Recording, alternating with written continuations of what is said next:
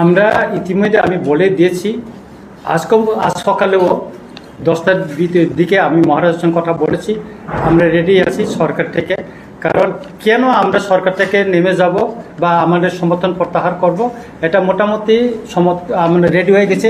এবং আমাদের মাননীয় যে এমপি কীর্তি সিং দেবী, উনিও সমর্থন বিজেপি থেকে রিজাইন দেওয়ার জন্য উনি তৈরি হয়ে গেছেন।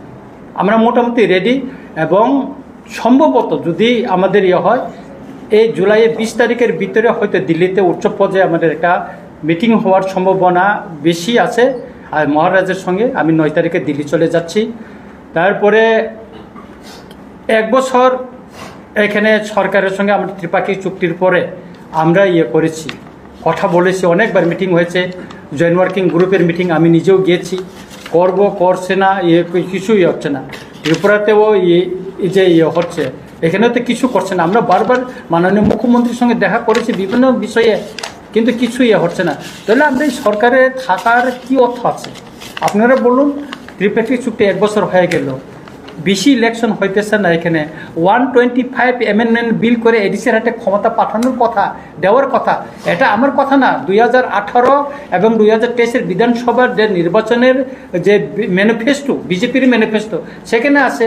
সেটা আজকে সংসদে তুলে তার বিল পাস করছে। এটা শুধু করার জন্য না, 125 অ্যামেন্ডমেন্ট বিলটা 10টা এডিসি, ওইটা উত্তর পূর্বাঞ্চলে 10টা এডিসির জন্য, ওটা করছে না।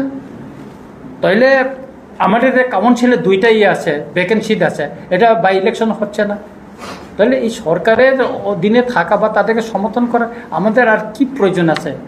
আমরা সেই জন্য আমরা লাস্ট মাননীয় স্বরাষ্ট্রমন্ত্রীর সঙ্গে আমরা দেখা করব, কারণ যেহেতু আমাদের অ্যালায়েন্সটা, আমাদের দিল্লির সঙ্গে হয়েছে, সেখানে আমরা কথা বলবো। তারপরে আমরা মোটামুটি সমর্থন প্রত্যাহার করার দিকে আমরা মোটামুটি তৈরি হয়ে নিচ্ছি। আমাদের সবাই 13 জন আমাদের এমএলএ মিনিস্টার আমরা রেডি আছি, এবং আমাদের এমপিও রেডি আছে। আমরা লাস্ট দেখা করব, তারপরে আপনারা জানবেন যে আমরা কোথায় যাই। সমর্থন প্রত্যাহারের বিষয়ে কি এই বিষয়ে আপনাদের বিধায়কদের সঙ্গে প্রদ্যুৎ কিশোর দেববর্মনের আলোচনা কমপ্লিট? আমাদের আলোচনা হয়ে গেছে, কমপ্লিট আমাদের আলোচনা হয়ে গেছে। তাই মহারাজা 7 তারিখে আমাদের র্যালিতে থাকবেন, থাকার পরে উনি ওই দিনে দিল্লিতে চলে যাবেন। আমাদের মোটামুটি আমরা ওই দিকে চলে আগাচ্ছি।